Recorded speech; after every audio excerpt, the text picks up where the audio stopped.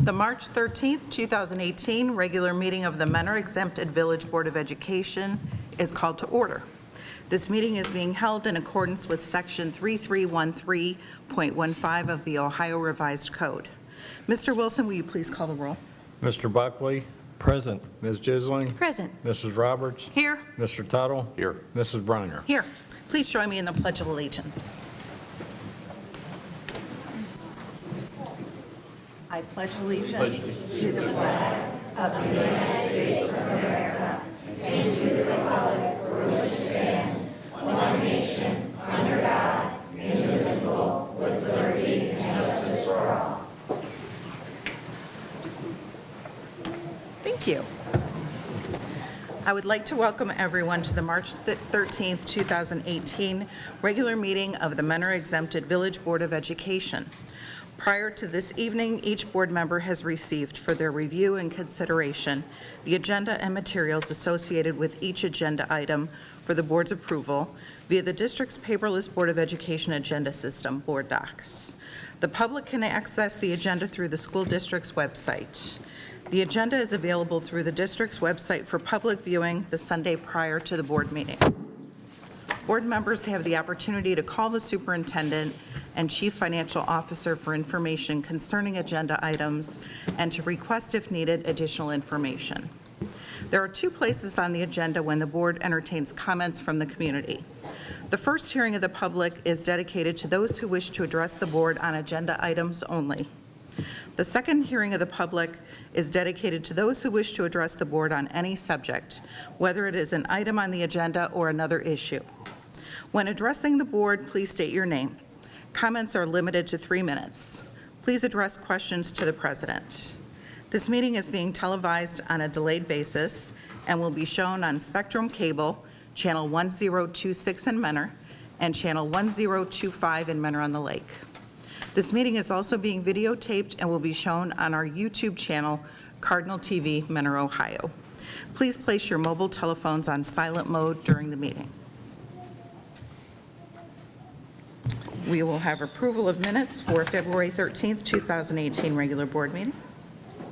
So moved. Second. Please call the roll. Ms. Jisling? Yes. Mrs. Roberts? Yes. Mr. Buckley? Yes. Mr. Tuttle? Yes. Mrs. Briner? Yes. And next, superintendent's report and recommendations. Mr. Porter. Good evening, Madam President and members of the board. I have the following recommendations listed under the consent agenda and recommend approval of items 5A1 through 5A3. So moved.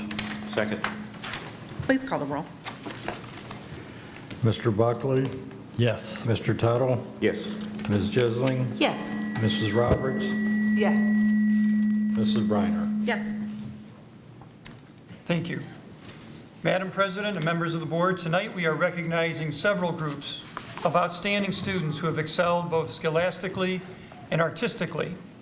To start, I would like to invite Mr. Hammond and Mr. Buckley to the podium to recognize the winners of our district spelling bee.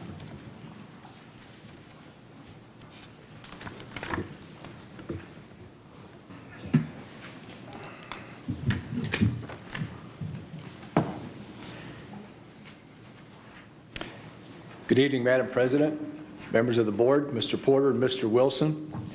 As you can tell, we had a lot of awards tonight, so let's get right to this. This is fun. It's fantastic to see all of you here. It really is.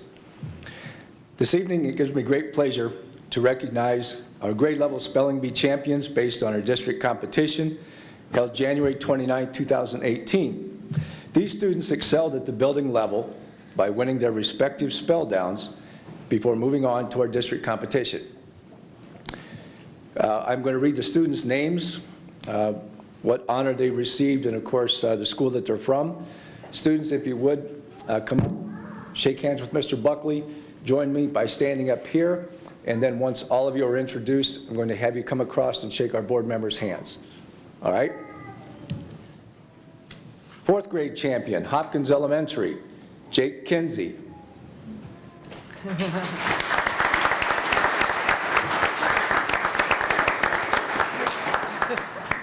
5th grade champion, Orchard Hollow, Talon Lanner.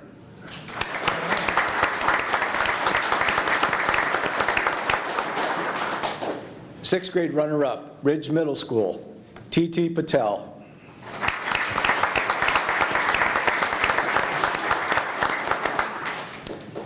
Seventh grade champion, Ridge Middle School, Matthew Dawson.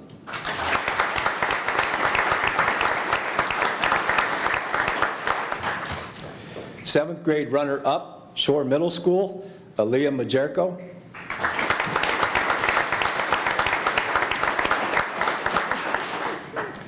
Eighth grade champion and district runner-up from Memorial Middle School, Jaden McDonald.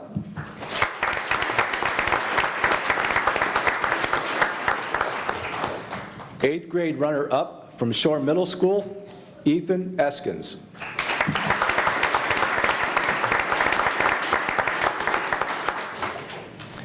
And our sixth grade champion and district champion from Memorial Middle School, Beatrice Popescu.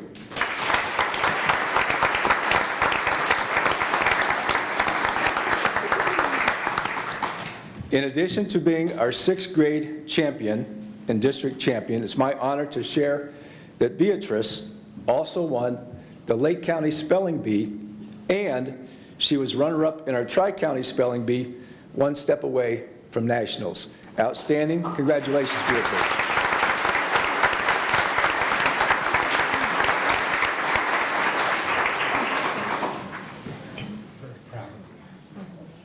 Very proud. Very proud.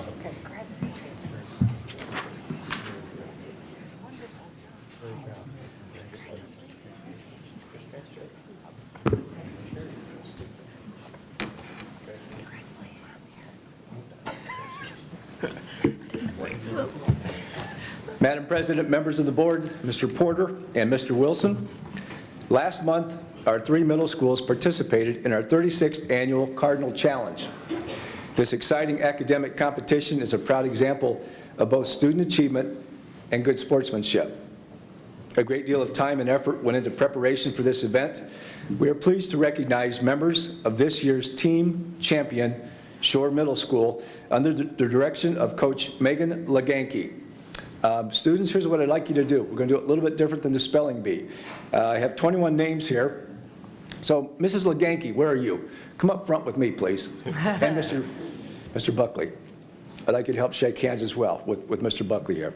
What I'd like you to do, students, is when I call your name, come receive your certificate, shake hands, and go on through the line, shaking our board members' hands, and stand over on that side of the room so we can give you applause all at one time. Let's hold our applause until we get everybody through. Okay? Here we go. Let me read the names here, starting with congratulations to team members, Devin Ambrose. It's okay. We'll get them through here. Lauren Bangerter. Daniel Casey. Ethan Eskins. Corinne Greenlee. Becken Hahn. Chase Hall. Joey Jonke. Eddie Jonke. Owen Keller. Louis Leganke. Maddie Menchaca. Maura Murray. Naya Patel. Rudy Riley. Andrew Rigo. Nick Roski. Emma Stafford. Anthony Tabone. Jack Webster. And Helena Wilson.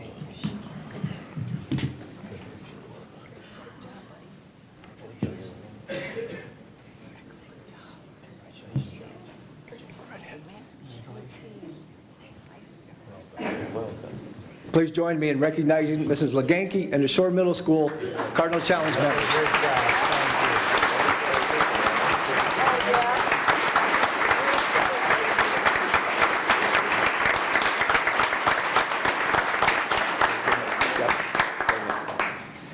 Thank you, students, and Mrs. Leganke.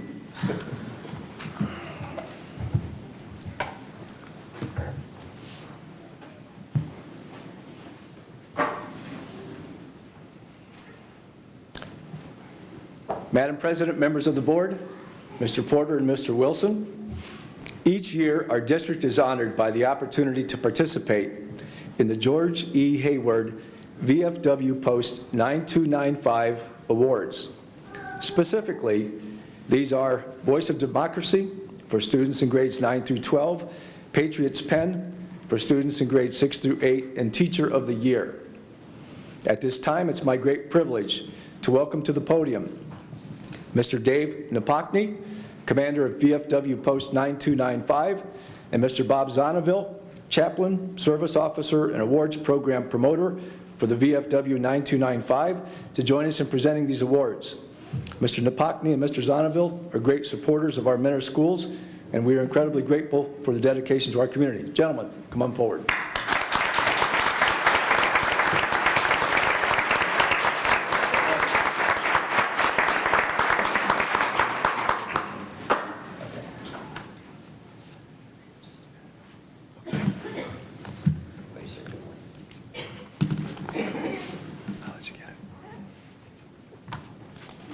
Perfect.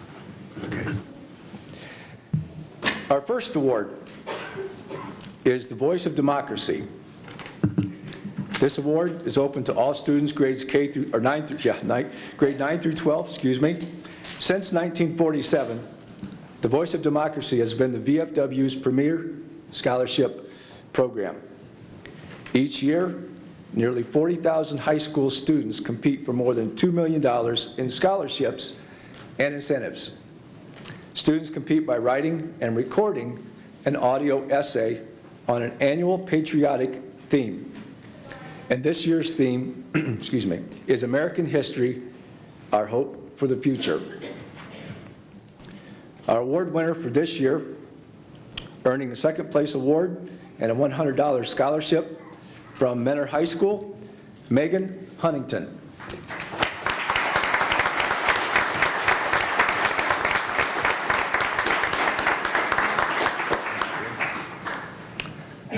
I apologize, Megan is not here. Okay. Okay. Our next award is the Patriots Pen. This award is open to all students in grades 6, 7, and 8. This competition gives students an opportunity to write an essay expressing their view on an annual patriotic theme. The theme this year is America's Gift to My Generation. The essay length is 300 to 400 typewritten words. Essays are judged on student knowledge of the theme development, and clarity of ideas. A positive approach is recommended to express a student's viewpoint. Students, I will have, when I call your name out, we have half a dozen of you. I'd like you to come up, shake hands, receive your certificate and your award, and stand here with us until all are called, and then I'll have you go across and shake our board members' hands.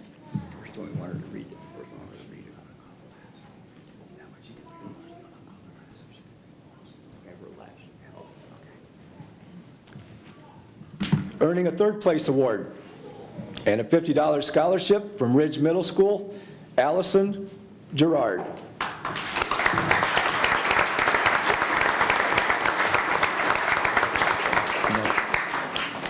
Earning a third place award and a $50 scholarship from Memorial Middle School, Braden Caldwell.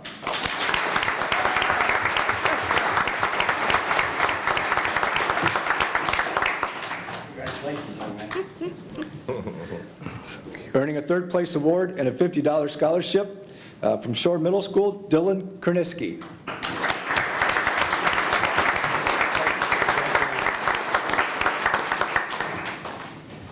Earning a third place award and $50 scholarship from Ridge Middle School is Ellie Malika.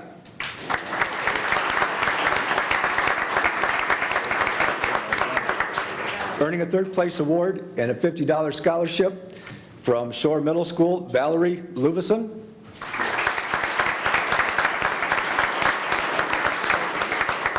and earning a second-place award and a $100 scholarship from Ridge Middle School, Jenia Patel. I'd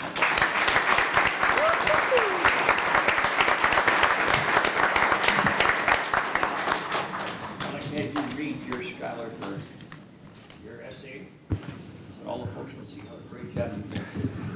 We're going to have Jenia read hers to you. Come over here. Come right here. Make sure you can speak to the mic. America's gift to my generation is special. We are able to have freedom and rights, protection, and education. These abilities give us opportunities to provide to ourselves and others. Being different won't matter. You are still given these same opportunities. You can see this gift being used everywhere. America gives my generation the gift of freedom and rights. We are able to have this freedom of speech, press, religion, petition, and assembly. We are all able to express our own opinions in speeches, protests, or more communicative ways. The ability to express our opinions is a gift, but we aren't supposed to use that gift as a weapon to go against someone or something hurtfully. There would still be laws to protect us so the citizens in America don't do anything that wouldn't only get them in trouble, but may threaten someone else. In America, my generation is given individual free rights. In America, people are willing to give their lives knowingly for the protection of ours. In my generation, we have groups of people to protect us from other uncivilized citizens or natural and unnatural events. There's 1,281,900 citizens trained in the military to defend us against any other country or force. Policemen, firemen, FBI, and we have many other protective forces here to keep us safe. Laws in the U.S. also keep us safe and make sure that we are safe from the people who break those laws. Last of all, America gives my generation the opportunity of education. With our education, we can go through preschool all the way to college with the right knowledge. Once we get a college degree, you're able to get a job that you are interested in. There are so many varieties of jobs you can have. There are teachers, electricians, engineers, and other opportunities for different jobs. These jobs are able to pay you, and then you're able to have what you need in life. My generation in America is very lucky to have these opportunities in life to keep us safe and to provide us with what we need. These gifts give us the ability to be happy no matter your race, value, culture, or your difference. America's gift to our generation is played out everywhere you go. My generation's gift has brought us more together.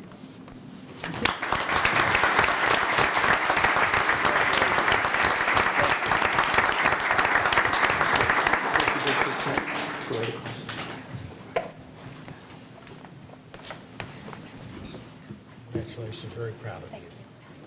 Very proud of you.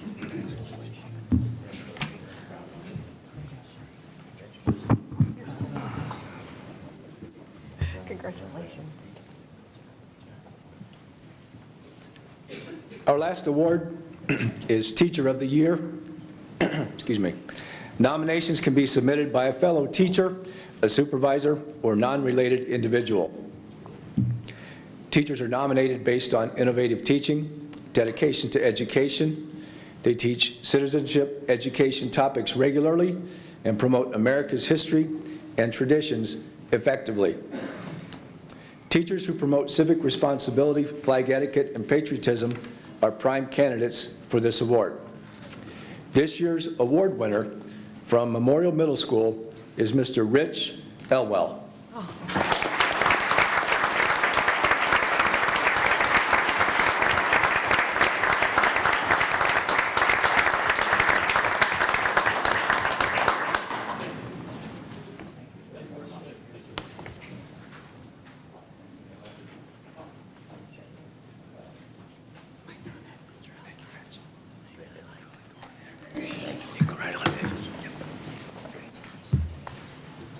Wonderful recognition.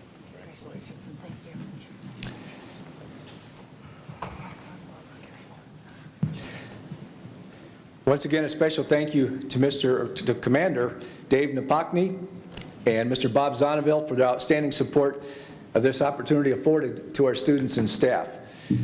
Thank you, gentlemen. It's a privilege.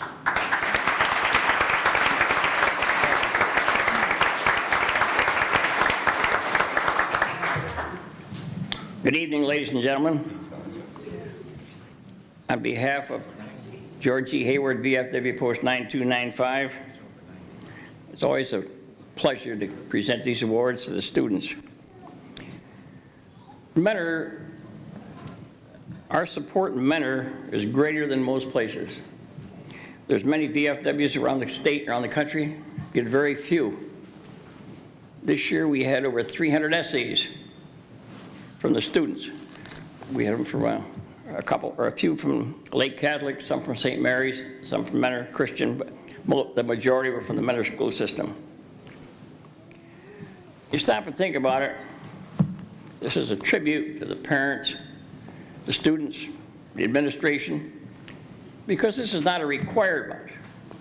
And anytime it's not a requirement, you don't always get great support. We have received wonderful support from the students of Mentor. On top of that, I wish we'd have had time tonight to have all of them read theirs. I could not have written one as well myself, and I had to read 300 of them, and I want to tell you, I was impressed. So I'd like to thank you very much for allowing us to do this here again this year, and you ought to be very proud for all you parents.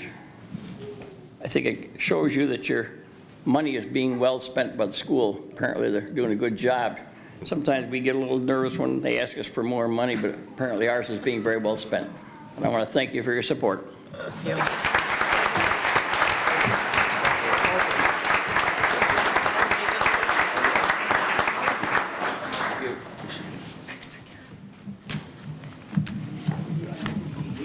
I don't like being in the way.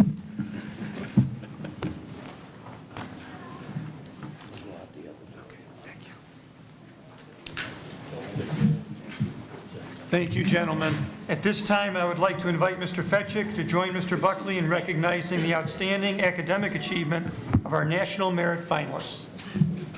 Good evening, Madam President, members of the Board of Education, Superintendent Porter, and Mr. Wilson. Thank you very much for the opportunity to share some great news from Mentor High School with you tonight. About 1.6 million juniors in more than 22,000 high schools entered the 2018 National Merit Scholarship Program by taking the PSAT, or the National Merit Scholarship Qualifying Test, which served as an initial screen of the program entrance. The nationwide pool of semifinalists, representing less than 1% of U.S. school seniors, includes the highest scoring entrants in each state. To become a finalist, the semifinalist in his or her high school must submit a detailed scholarship application in which they provide information about the semifinalist's academic record, participation in school and community activities, demonstrated leadership abilities, employment, and honors and awards received. A semifinalist must have an outstanding academic record throughout high school, be endorsed and recommended by a high school official, write an essay and exam, and earn SAT scores that confirm the student's earlier performance on the qualifying test. Roughly only 15,000 of the 1.6 million students will advance to the finalist category. These 6 outstanding individuals were selected on the basis of their skills, accomplishments, and potential for success in rigorous college studies, without regard to gender, race, ethnic origin, or religious preference. Tonight, I'm proud to introduce our 6 2008 National Merit finalists for Mentor High School. If you'd come up, shake Mr. Buckley's hand, and then, of course, the Board of Education as well. Stephen Bengal.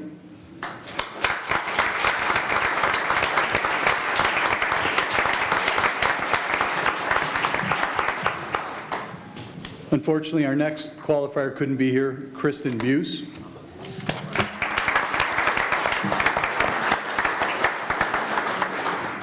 Michael Chen.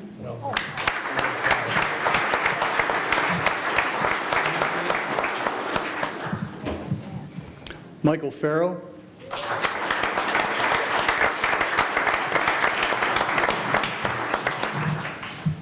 Congratulations. Nathaniel Moby.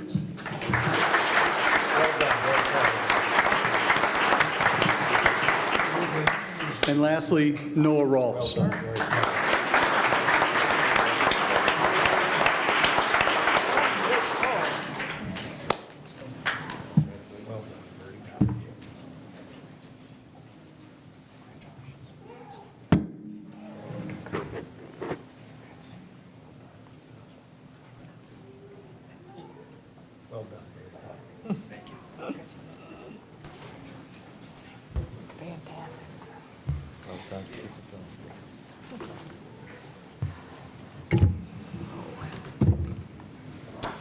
Madam President and members of the board, since March is Youth Art Month, our talented, award-winning art students' impressive artwork is on display for you to admire this evening.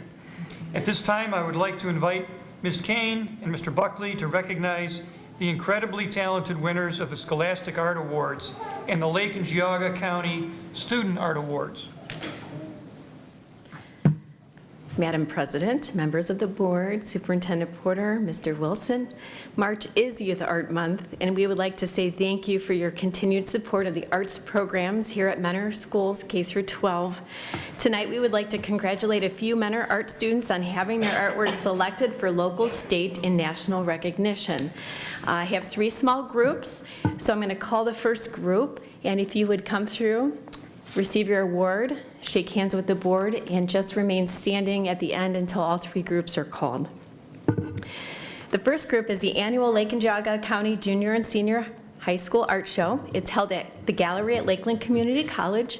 81 pieces of artwork from Mentor students were selected from over 500 pieces of artwork from both Lake and Geauga County schools, grades 6 through 12. The judging and installation of the show is coordinated with help from our art teachers here at Mentor, who volunteered to be part of putting this wonderful show together. Congratulations to the following cash award winners. We can hold our applause until the end. $400 talent grant for Caitlin Gutu, 11th grade. $300 talent grant for 12th grader Anastasia Girardi. A $200 talent grant for 10th grader Tabitha Johnson. $200 talent grant for 12th grader May Pfeiffer. $100 best of 8th grade Amanda Scrivelli. $100 best of 9th grade Sadie Ziedrich. $100 best of 10th grade Rachel Martin. And $100 best of 11th grade Caitlin Gutu again. That's the Lakeland Award winners. Caitlin.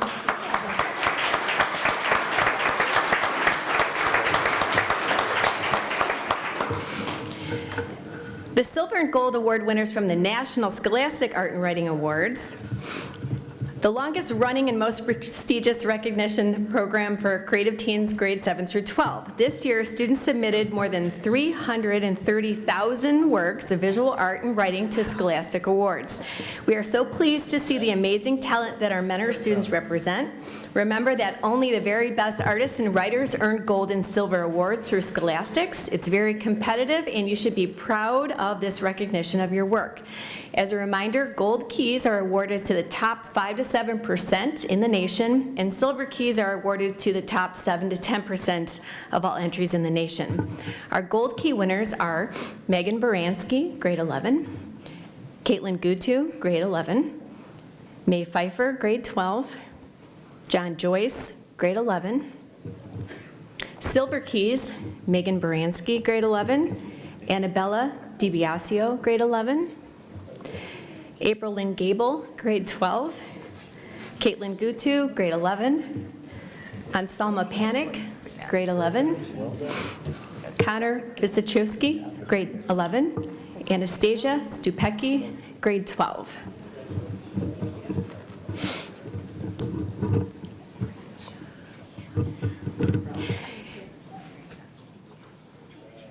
We have one more student to be recognized at the national level. The art department is excited to tell you that senior fine artist Catherine May Pfeiffer has been awarded by the National Art Education Association Rising Stars Secondary Program. The program works to promote art education as a career by recognizing talented, active National Art Honor Society members.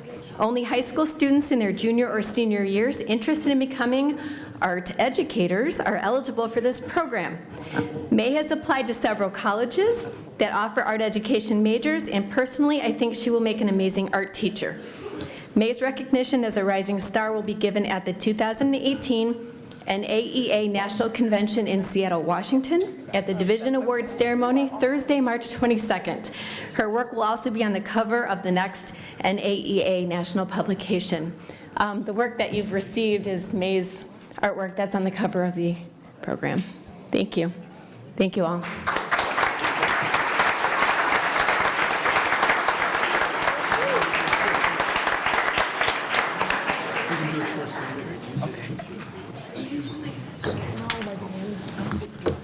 Thank you for all you do. Thanks so much. Thank you.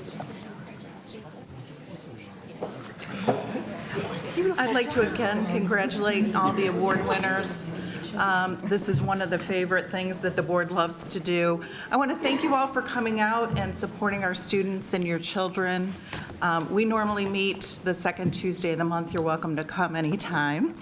We're going to take a short break right now. I know that most of you came out for the awards and the recognition.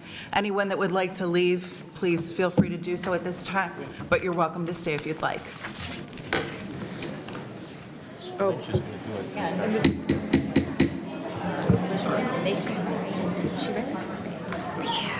right, thank you. We're going to get started back up again.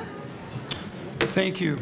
Madam President and members of the board, at this time, I would like to invite Mr. Lynch, Ms. Arco, and Ms. Dietrich up to deliver the Catalyst capstone presentation.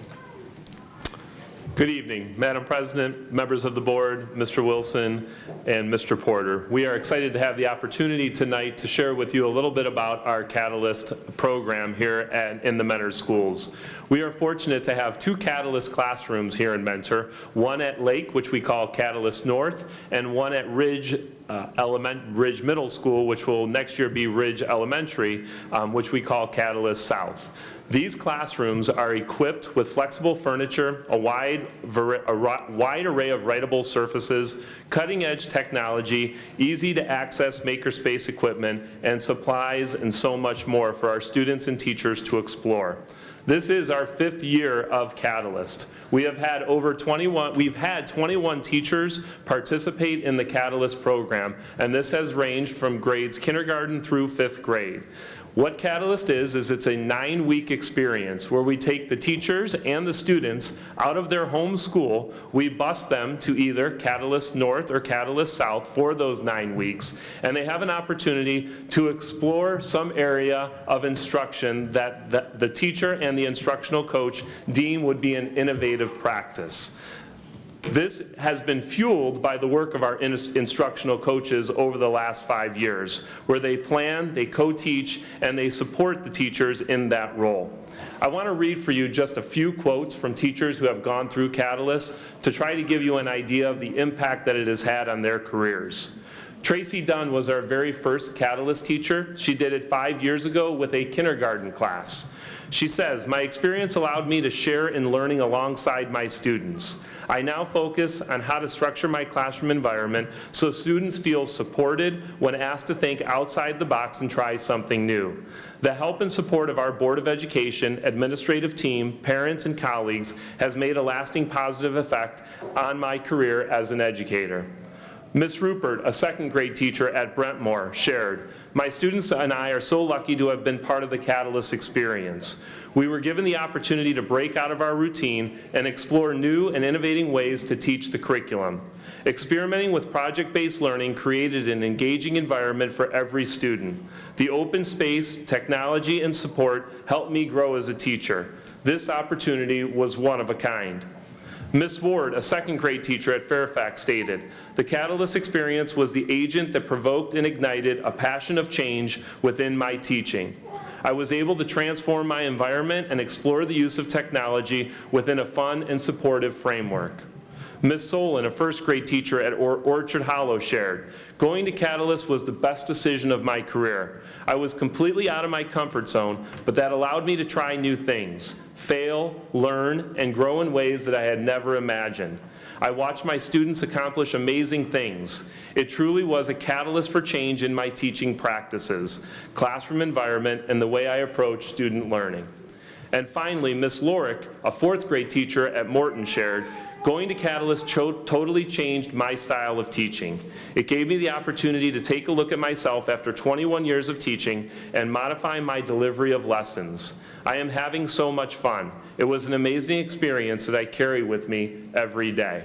I had quotes from all of the other Catalyst teachers as well, but I do want to limit the time. I appreciate all of their efforts. The teachers and our instructional coaches is what makes this experience so great. So at the end of the Catalyst experience, we have a capstone. And traditionally, what that has been is we have invited parents and board members and administrators and other teachers to go to that classroom to deliver their culminating experience. What was there to the students' takeaway?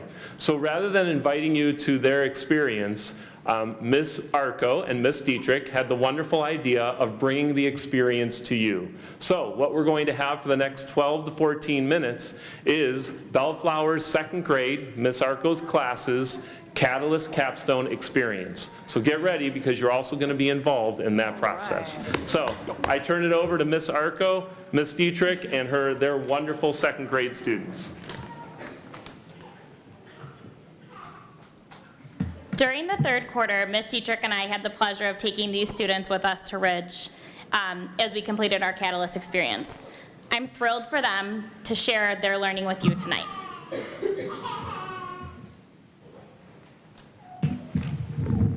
Thank you.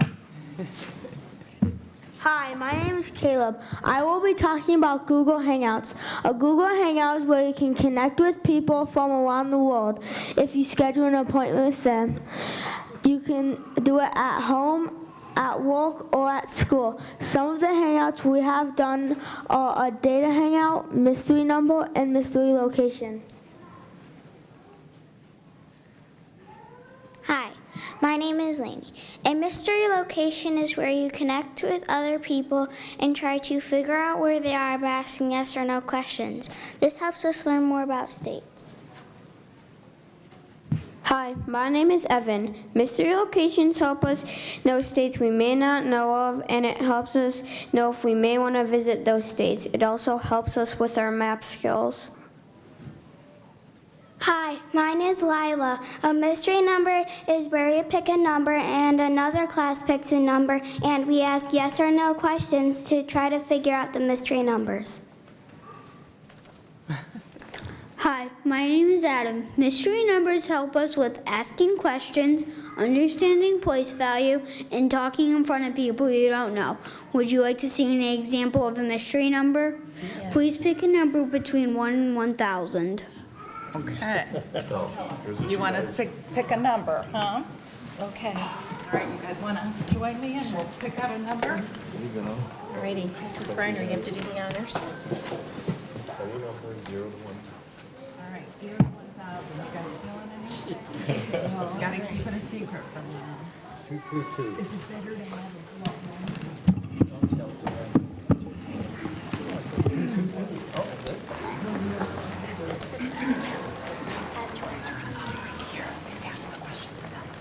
Look at them.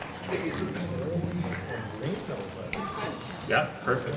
All right. All right, you guys can switch one? Very nice. Wait for them to look ready.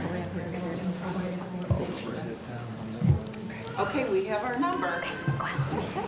Be ready. Is your number even?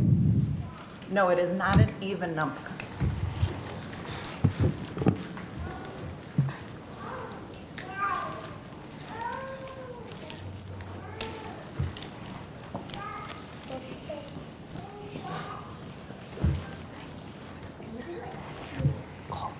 Is the digit in the tens place odd?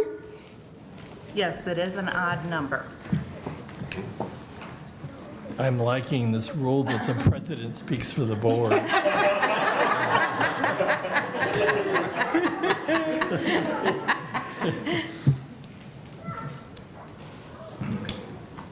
Is your digit in the 100s place odd? Yes, it is an odd number.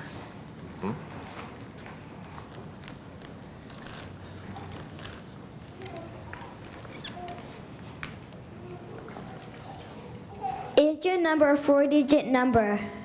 No, it is not a 4-digit number.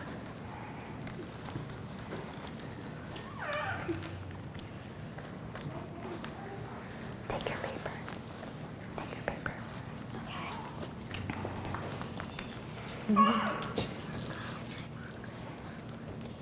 Is the digit in the ones place greater than 5? Yes, it is.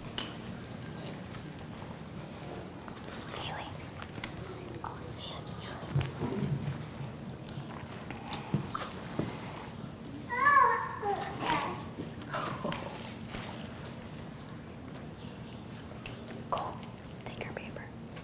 Take your paper. Come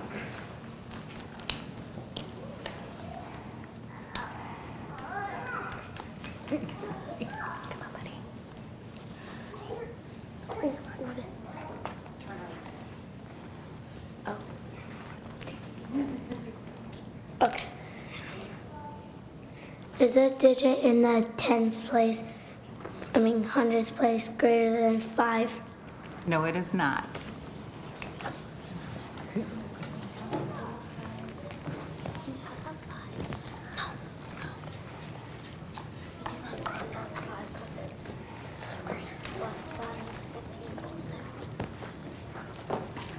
Is your number in the hundreds place greater than 8?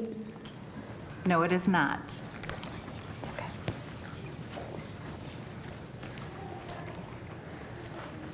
Go ahead. Is the digit in the hundreds place greater than 4? No, it is not.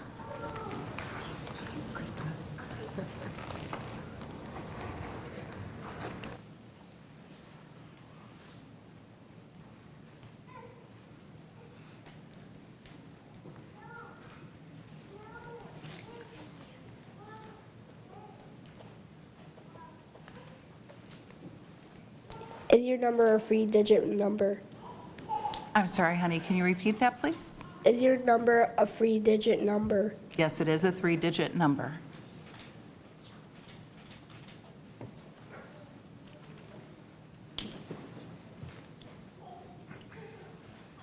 Is your number in the ones place greater than 8? No, it is not.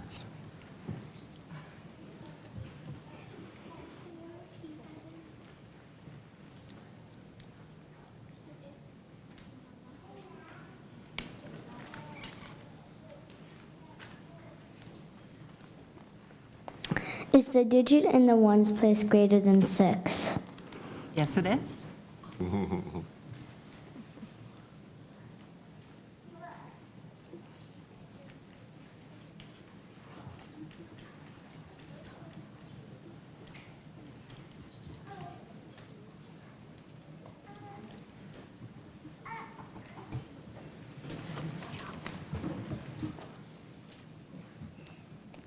Is your digit in the tens place greater than 5?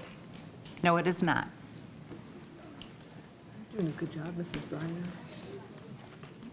Doing a good job.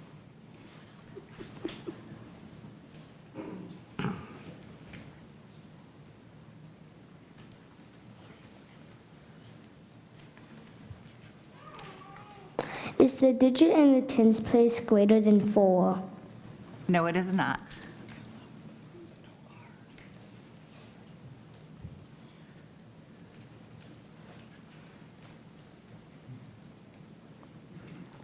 Is your digit in the tens place 3? Is it 3? No, it is not.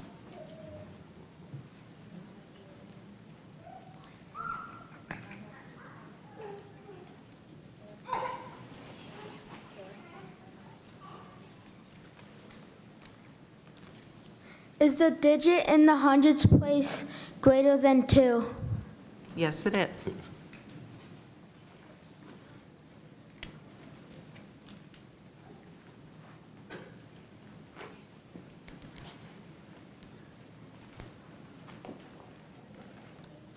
We think we know your number. Okay. Is your number 317? Wow. You guys are great.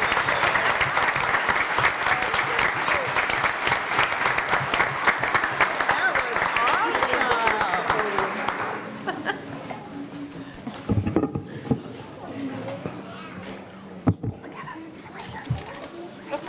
was really neat. Hi, my name is McKenna. What is a number talk? A number talk is when the teacher writes a math problem on the board and we have to solve the problem with different strategies. A number talk is when we use mental math to solve math problems, like 80 plus 4. 80 is a landmark number and you can add it really fast. Here's an example of a number talk. Come on over.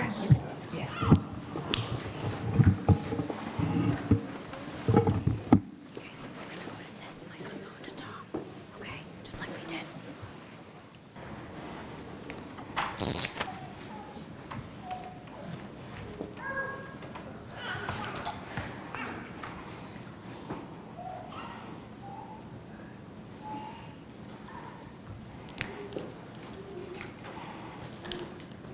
94.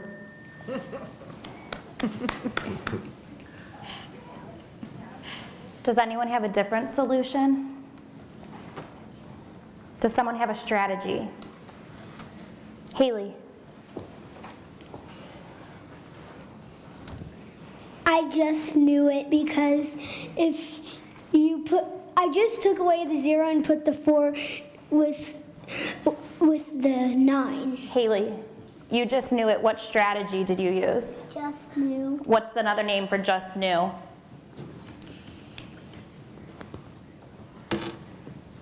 Someone help her out. Landmark numbers?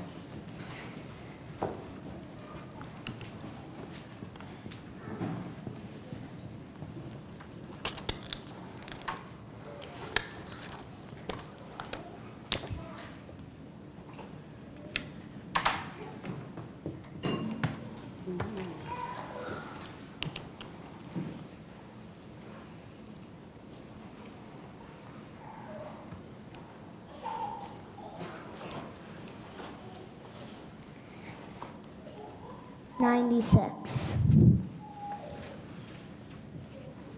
I like that I'm seeing connections. Does anyone have a different solution? Katie, would you like to defend 96? Yeah. Talk to me about your strategy. I added an extra 1 to the 90 because I got that extra to the 89. And I did 90 plus 7 equals 97 minus 1 equals 96. So you had to do 89 plus 1 equals? 90. Then what did you do, Katie? I did 90 plus 6 and that equals 96. I mean 97. And I subtracted 1 and it equals 96. Why did you have to subtract 1? Because I added a pretend 1 at the beginning. Thank you, Katie. Does anyone have a different strategy? Evan? I decomposed the 7 into 1 and 6, and then I added the 1 to the 89 and got 90, and then I added the 6 to the 90 and got 86. What did you get when you added 90 plus 6, Evan? 96. What strategy did you use?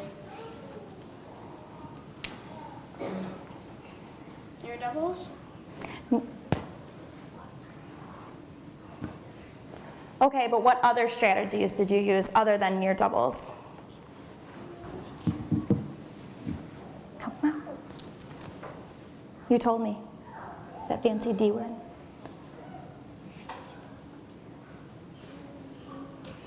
Help them out. Decomposing, good. One more strategy. I pretended that there was a 1 and I did 89 plus 1 equals 90. 81, 89 plus 1. And then I added 7. And then it equals 97, and I subtracted 1, and then I checked my answer with addition. Okay, so you did 96, and then you would do 96 plus 1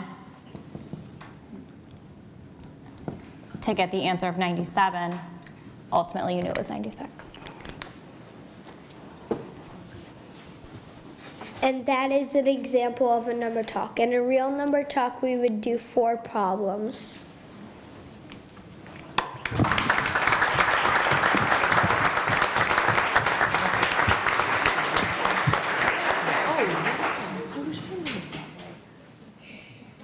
In third grade, every time I had to go to math. Wow. Good evening, my name is Katie, and I'll be explaining Makerspace. Makerspace is an area where we can explore different tools. For example, there's a sewing machine and a 3D printer. We used Makerspace for the design challenge and building sentences. Hi, my name is Abby, and I'm going to be talking to you about a design challenge. A design challenge is where you design something with different materials. This can be hard because sometimes the design doesn't work, so you have to try again. Hi, my name is Joseph, and I'm going to be teaching you about repurposing items. When you repurpose items, you find an object and find out what it's normally used for and use it for something else.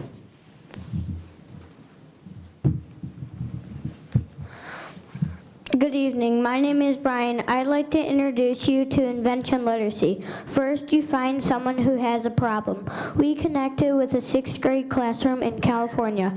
Some problems they have are forest fires and mudslides. With invention literacy, we could help them by making something in Makerspace to protect them from forest fires and mudslides.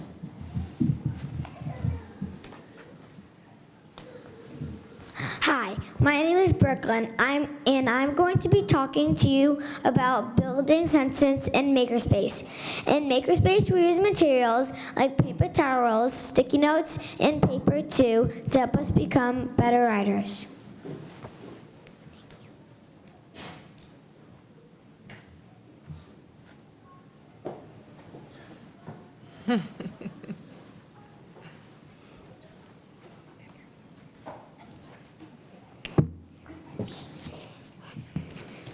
Hi, my name is Haley. We thank you for having us here tonight. We wish you a good rest of the year. Here is something to show our appreciation.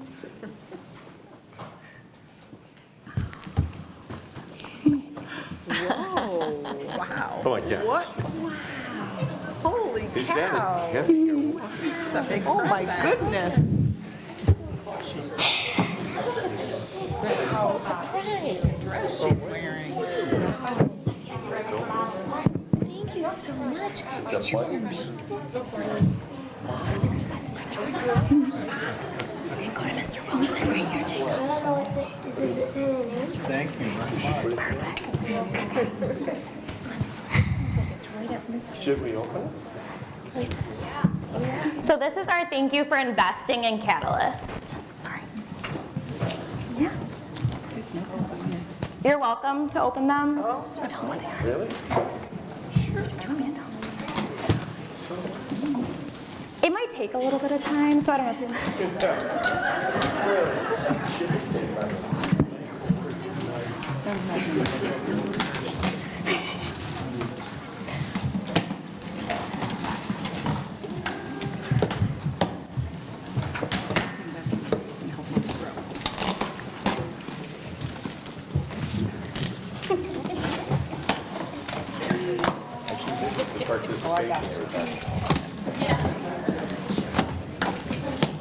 I think we need a strategy.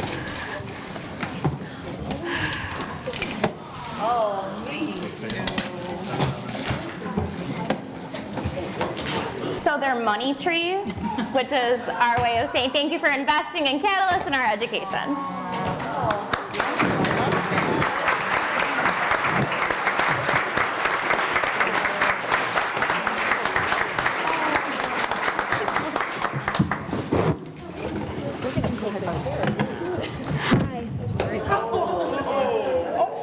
Hi, my name is Austin.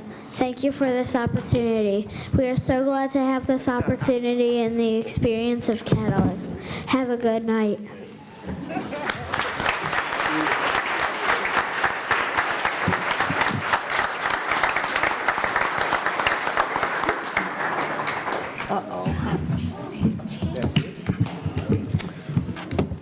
I'd just like to comment that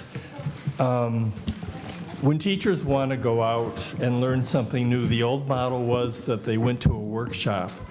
And even though they wanted to be there and they wanted to bring the learning back to their class, the research is showing that they soon fell back into their old patterns of teaching. And I think we are so fortunate in Mentor to have a place called Catalyst, where the teachers go and learn new strategies, and they are coached, and that's what makes the difference. So when they come back to their classrooms, those new skills are now a part of their teaching repertoire. So I'm really excited about the Catalyst program, Michael. Mr. Buckley, you hit that so perfectly, because the strength really, I mean, watching these students and having these students at Catalyst for those 9 weeks is awesome. But the true strength of this program is the professional development that is built after those Catalysts leave after 9 weeks. Today, we had 110 of our elementary teachers here at Paradigm a few hours before this board meeting, and they were receiving professional development that they got to choose from our Catalyst teachers. So after the Catalyst teachers leave, they choose 1 or 2 areas and develop an hour or an hour and a half presentation that they then share with all of the other elementary teachers in our district. And it's the power of these teachers where they're growing together. They take an idea and innovate practice, and it doesn't, as you saw, it's not all about the technology. Technology can be a piece of it. It's all about high quality instruction. And those teachers then take that, develop that idea, and then share it with their colleagues. That is the true power of Catalyst, because we're just continuing to grow from these teachers being willing to take a risk. Thank you so much. You know, and for all of us and the community at large, since we're having this meeting recorded, it gives people a concrete sense of how exciting it is to be in that Catalyst classroom and to watch kids engaged and excited. There is nothing more delightful than watching real learning happening. So thank you for making that possible for us. And I love my tree. And having just come from a few visits of our elementary schools, it was amazing to me to see the kids, the classrooms and the kids engaged. I totally expected from the one time that I helped out at lunch, and it was totally kindergarten cop, what's your name? Who's your kid? Every child is engaged. Every child is doing something that's learning. And no poking, none of the old days like when I went to school. It was just thrilling to see this going on in our schools, and all the children having something to do at all times, and the teachers having everything to do. In fact, one of the teachers that was recently in Catalyst said to me, she said, I feel like I'm brand new all over again, and that's wonderful. I guess it's my turn. So I would ask parents, raise your hand if you find any of this different and maybe a little confusing and challenging to how you learned to do mathematics and think outside of the box. And how many wish you had had it? It's fantastic. I can go back to my days of the years learning math. It was memorize. Right. Go to the chalkboard and be the first one done. Do you know what that's like? You're really proud of it, but you didn't understand. I'm not going to say I didn't understand, but I could do the math tables on the board where the teacher didn't want me on the board early because I never sat down. But this is fantastic. Yeah. Thank you very much. And thanks for raising your hands. I appreciate it. Well, I would just add that my grandson is in second grade at Brentmore in Ms. Rupert's class, and she went through the Catalyst program, and he is thriving in her class.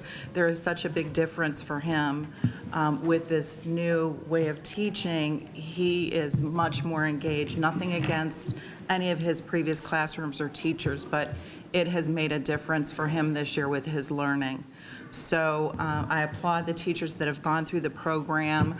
I know we have many teachers that are signed up, anxiously awaiting to go through it. Good luck to you, Ms. Arco. And I want to thank you, students, for coming tonight and presenting to us. We do appreciate it. You did a wonderful job. You very patiently waited for us to get through the first part of our meeting. And we are going to take another 5-minute break for anyone else that would like to leave. Again, we thank you for coming tonight, and then we will resume our meeting. Thank you.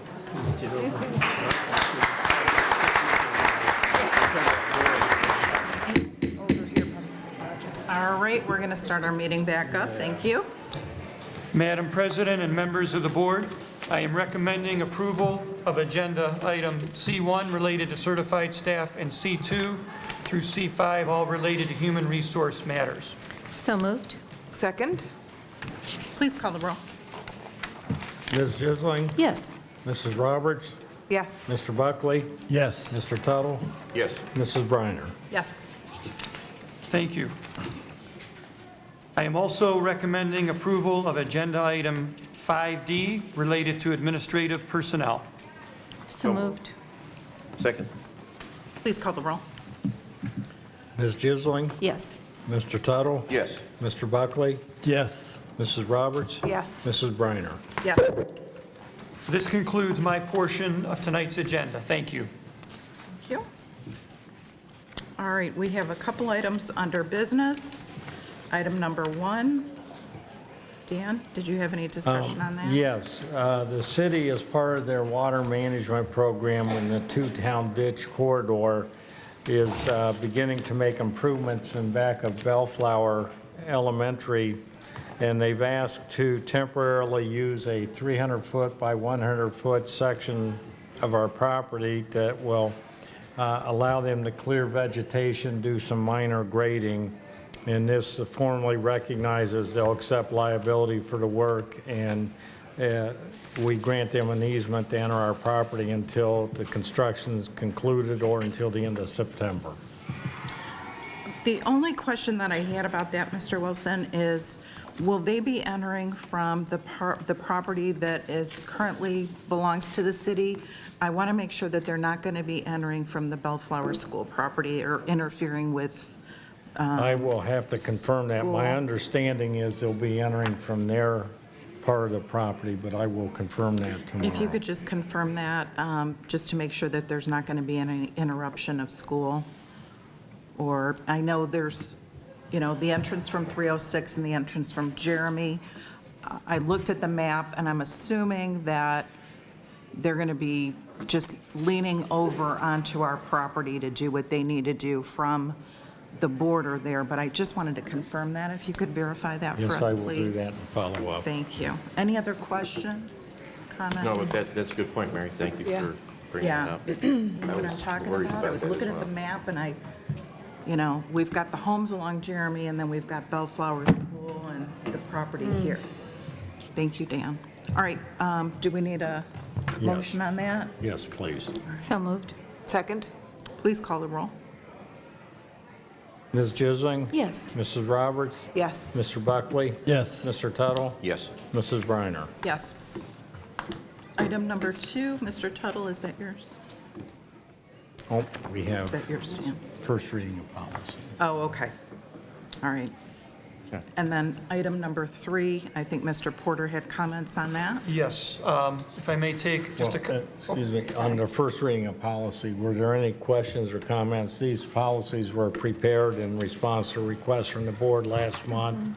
Working with Mr. Porter, we determined that 2 existing policies would be appropriate to revise and contain the language that was requested. So we're asking that this be the first reading and for any input as whether or not it captured the intent of the board's actions last month.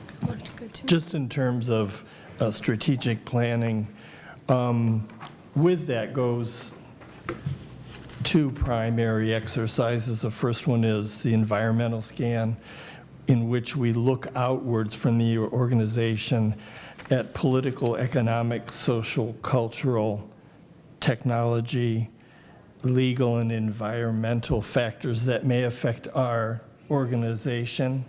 And then if there are issues, we can plan for them accordingly. And then the second part of that process is the SWOT, which is just, we look at our strengths, our weaknesses, our opportunities, and any threats that may be coming towards, our organization. And of course, with the state and its posturing on financial support for schools, there's a threat that we always have to be aware of and plan for. So I think this process, which I know is in the middle of the year anyway, but I think as we go through those issues, that's going to position us and make our planning much stronger. And then in terms of the financial, it's always good to plan 5 years in advance.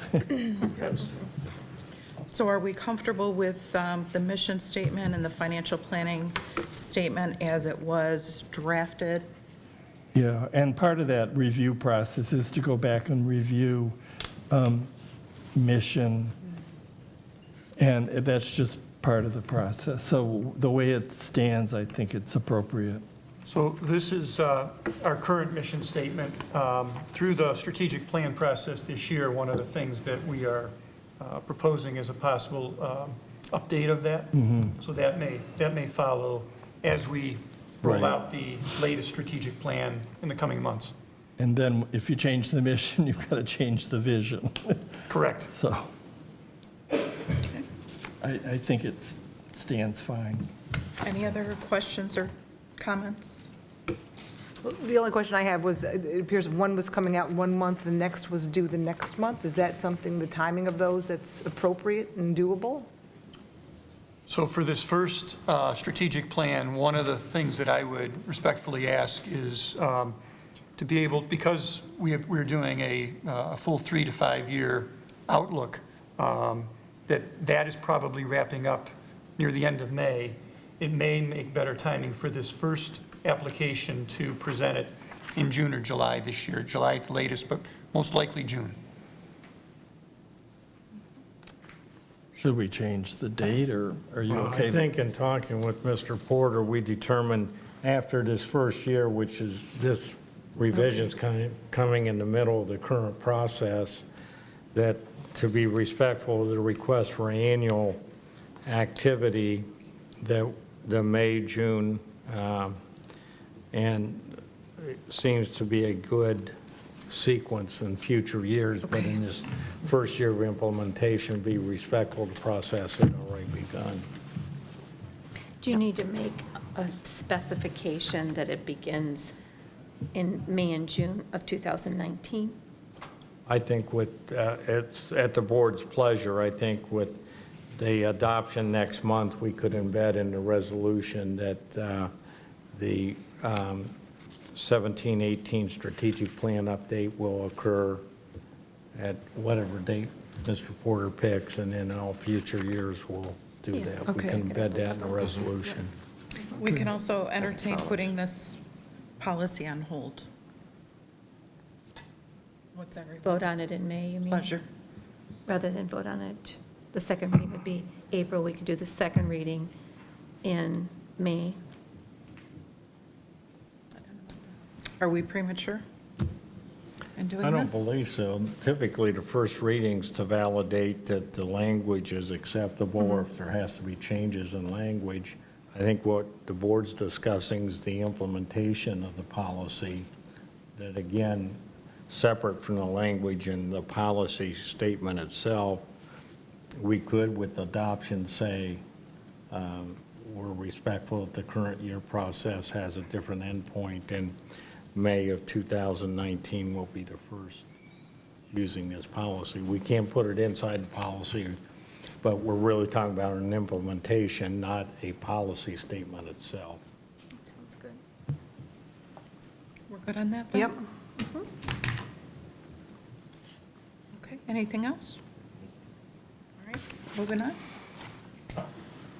All right, item number 3, Mr. Porter. Sure. Thank you, Madam President. I would like to take just a few minutes, if I could, on this topic. Before you vote on the resolution supporting school safety, I would like to share some thoughts on the topic.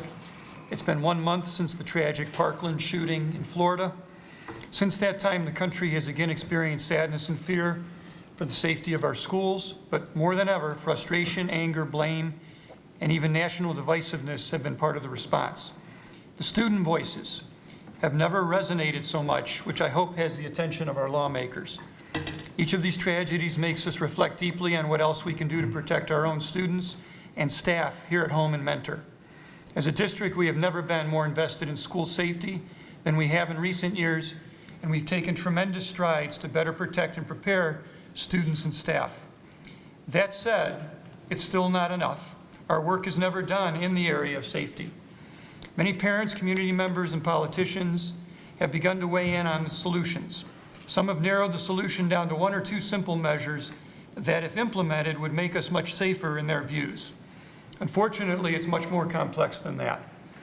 Safety is not just about preventing school shootings. It extends to, as we know, drug and alcohol prevention, fire safety, tornado safety, general health issues, mental health, suicide prevention, food and allergy safeguards, safety in athletics, relationship safety, bus safety, bullying prevention, internet safety, and even teaching our youngest students how to keep themselves from harm in public. All of these things and more need to remain on schools' radars at all times. I'm proud of the work we've done in Mentor to address each of these categories.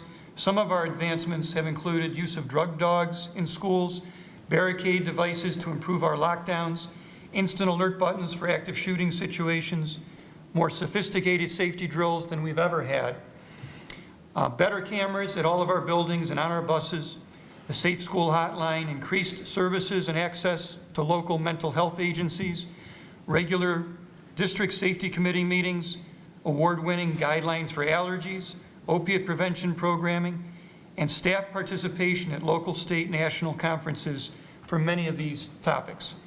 One of our greatest steps, I believe, has been our district's adoption of the ALICE protocols, in which all of our employees and students have been trained and have practiced. ALICE provides us better options and strategies than ever if there is a school violence occurrence. Also this year, we've been developing a strategic plan for our district with 4 major areas of focus. Safety is one of those 4 areas, as a task force of experts has been working to identify our most important safety initiatives for the next 3 to 5 years. Part of that task force and having a constant presence in what we do with safety are the police and fire departments here in Mentor. Our partnership with them, as well as Mentor on the Lake and other local law enforcement agencies, has made so much of our progress possible. We value these relationships and we count on them for ideas and advice. With their help, we continue to apply best practices and make the best use of our resources.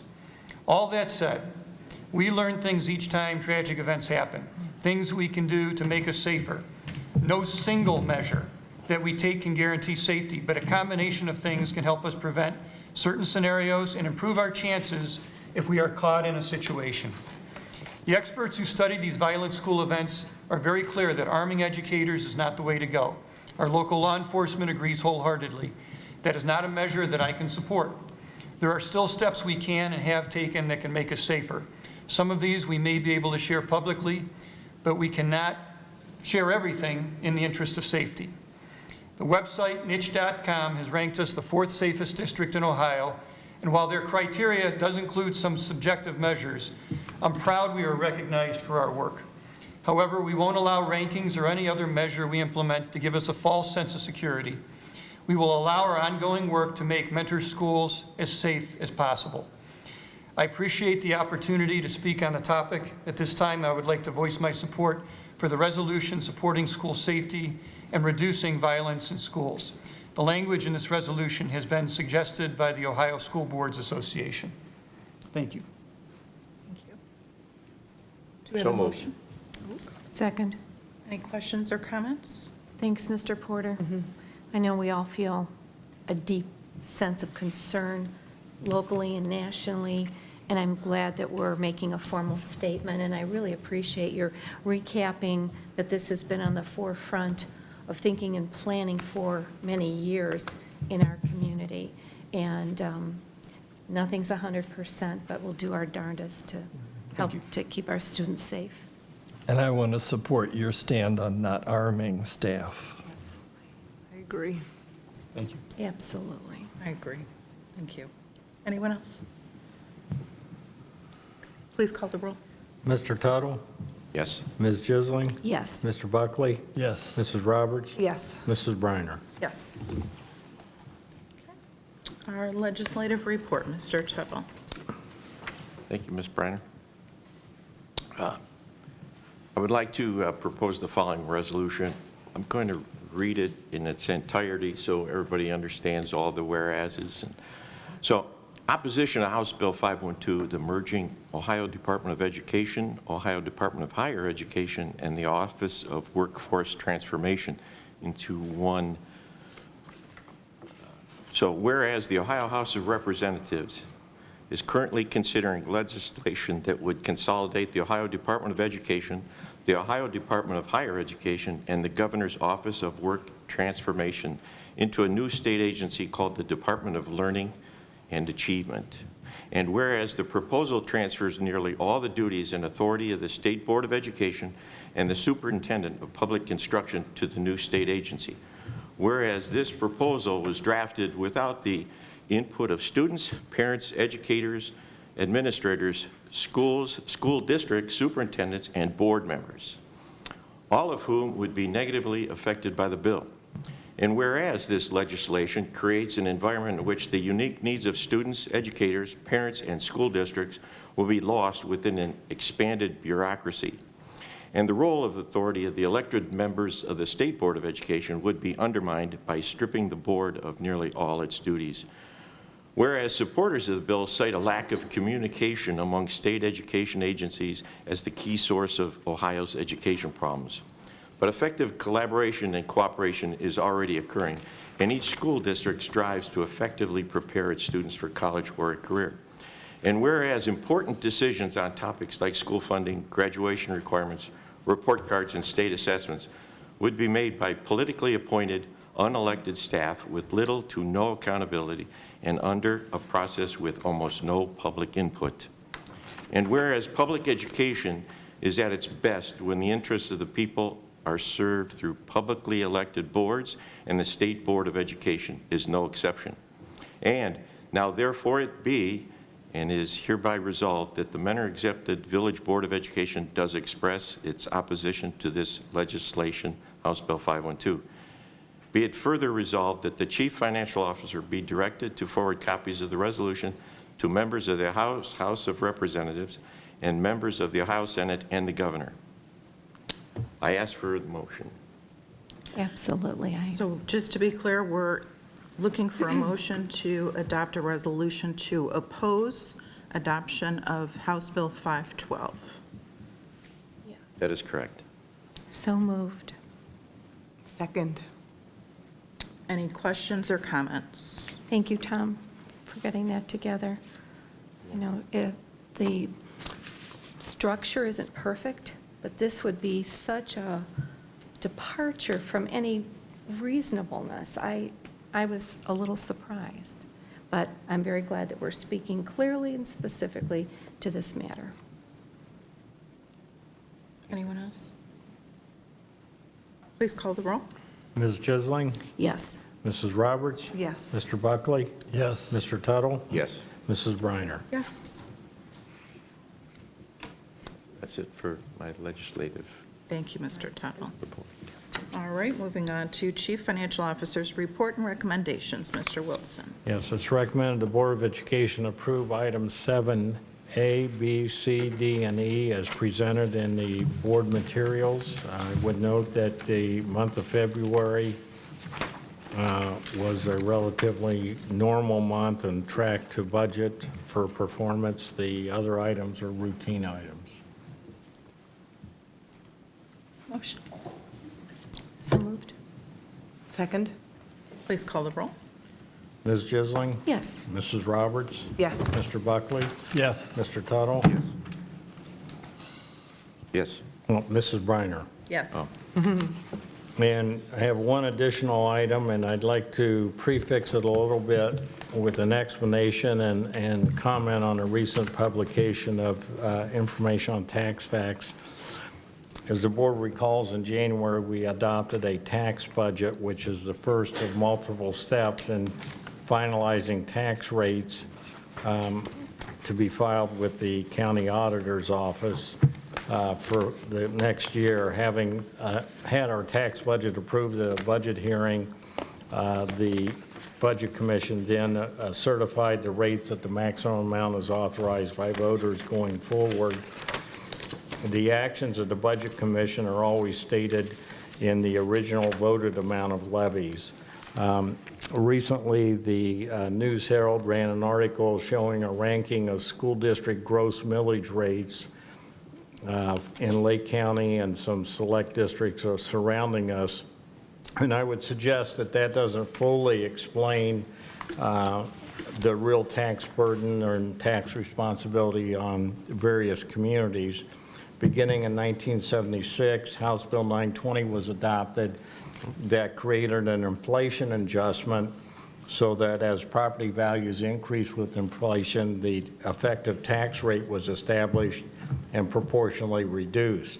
So while the chart is correct, it was published showing that there are 82.5 mills that have been authorized by the community.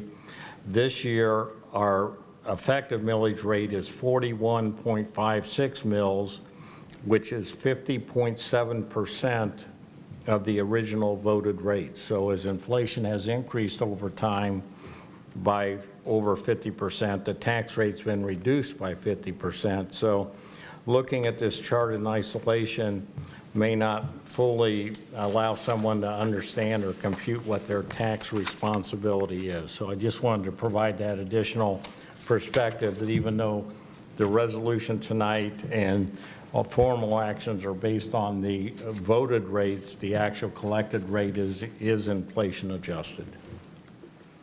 So with that explanation, I would ask if the board would approve the certification of tax rates as presented by the Lake County Budget Commission. So moved. Second. Please call the roll. Mrs. Roberts? Yes. Mr. Tuttle? Yes.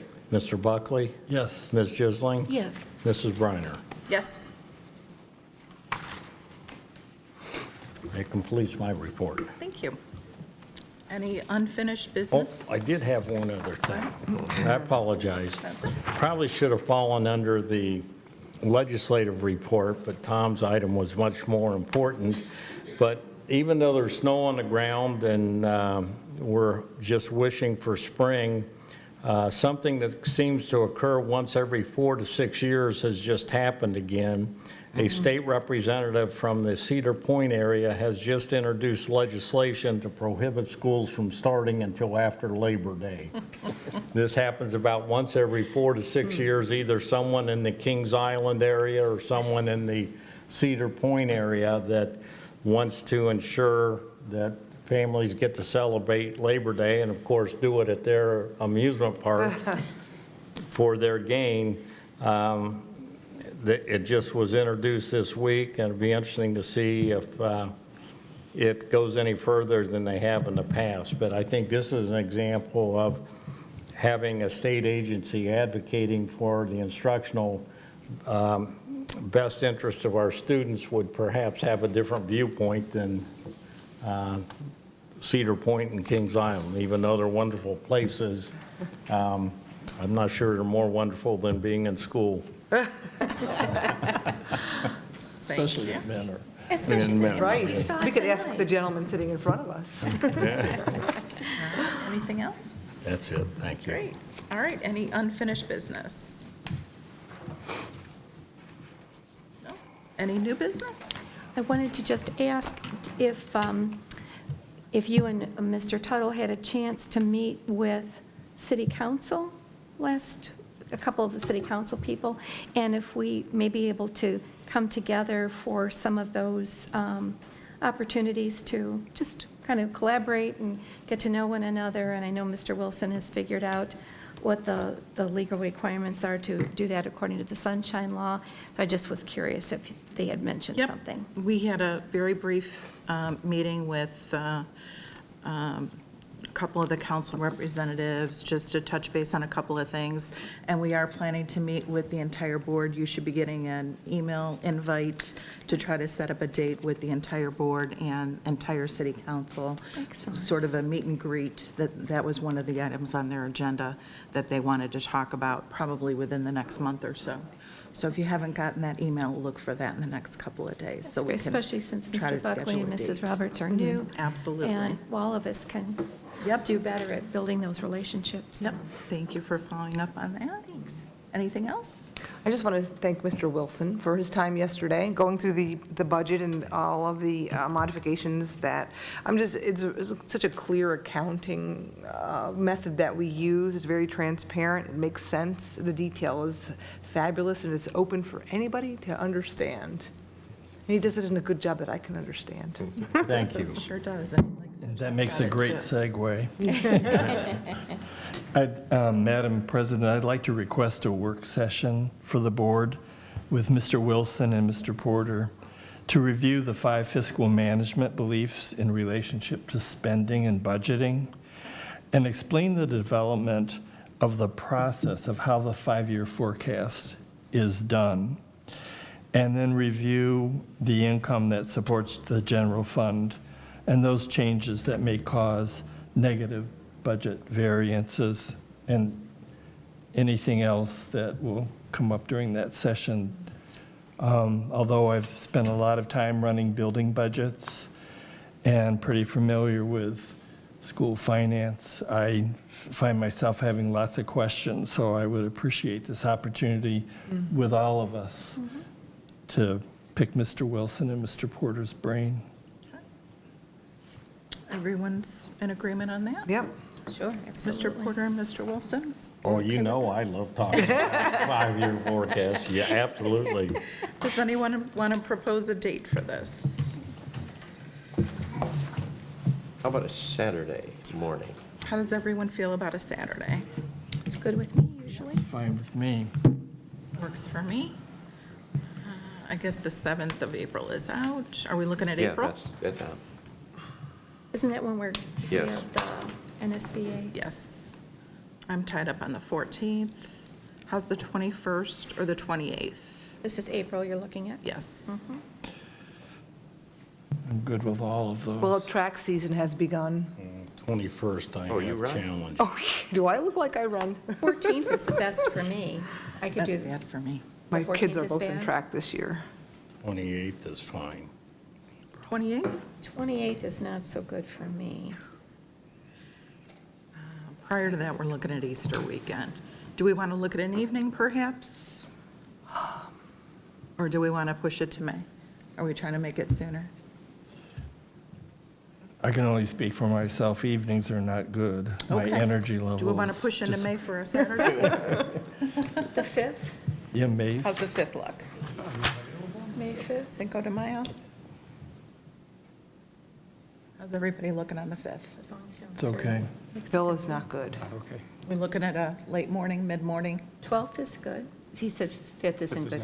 Oh, that's No. bad? Okay. 12th I bad. apologize, I'll be out of state. 19th? I'll be out of the country. Should we look at September? Just kidding. All right, we have commencement on the 26th, don't we? Yes. 2nd? June 2nd, anyone? First weekend of summer vacation? Would you say June? June 2nd? That works for me. June 2nd down there? Good for me. Any Saturday is good. Time? I'll make Saturday. Unless, of 9, course, my 10, children no? go to state. How much track time do you and need, Dan? I think, based on the focus you're requesting, the getting deep into the 5 fiscal beliefs and how they influence the fiscal management of the district could be up to an hour conversation. Then the components of the 5-year forecast, the technical part is easy, but as you're suggesting, or as I heard, if that then guides and feeds into the strategic plan and the instructional planning of the district. Again, I think that would take maybe a couple hours. So I would envision if the board is willing, set aside 3 to 4 hours in total. Like 9 to 1, maybe? 9 to something? 1. Does that sound good? 9 to 1 on June And that's 2nd? June 2nd. Good. And do we want to meet here or at the board office? I prefer over there in case I've got to run and get things That's out of true. my office there from, That's fine. So 9 a.m. on June 2nd. Everybody got that? Yes. All right, thank you. Anything else, Mr. Buckley? Anything else Mr. you had? Wilson? No, that works. Okay. Do we have any other new business? Oh, I did want to ask a question, if we had something firmed up yet for another spring opiate program, community program. Has that come together yet? We do. There are actually a couple of events. One is actually, we're just a host site for WVIZ Idea Stream, who will be doing an audio cast and a video of a presentation with a panel on March 27th. That's just being put together. Tentatively, the one that we will hold and host, we have a tentative date set for April 17th, which will follow a similar, and that also is opiate awareness and prevention. That will follow a similar format to the program we ran 1 year ago here in Paradigm. So that'll be an evening, a weeknight evening, April 17th. So the WVIC is WVI is Is the- Idea Stream. is the March 27th? Yeah, I believe that's March 27th. And then the... And that's a 5 PM broadcast here from Paradigm. And the What- one on April 17th is tentatively set for 7 PM. Is the WVIC broadcast interactive? I do not know the answer to that. So would there be, an audience is going to be invited? It'd be at least a small audience, yes. Okay, okay. Thank you. Any other business? Okay, thank you. Now our second hearing of the public on any item.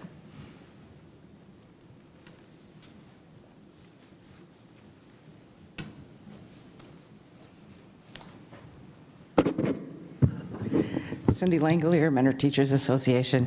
I just wanted to express my appreciation for the board adopting the 2 resolutions tonight, the one about school safety and also the one in opposition to Bill 512. I think it's important that people know we are all on the same page there. The teachers feel the same way. And even more importantly, Mr. Porter, I want to thank you for publicly expressing your opposition to arming teachers, because we don't want to be armed.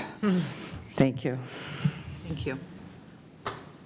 Cindy, when Mary and I met with the city council members, and I spoke up near the end and I said, the last thing we didn't do is add more to the teacher's plate. We asked them to do a lot, and their first priority is educating our students and being the best they can.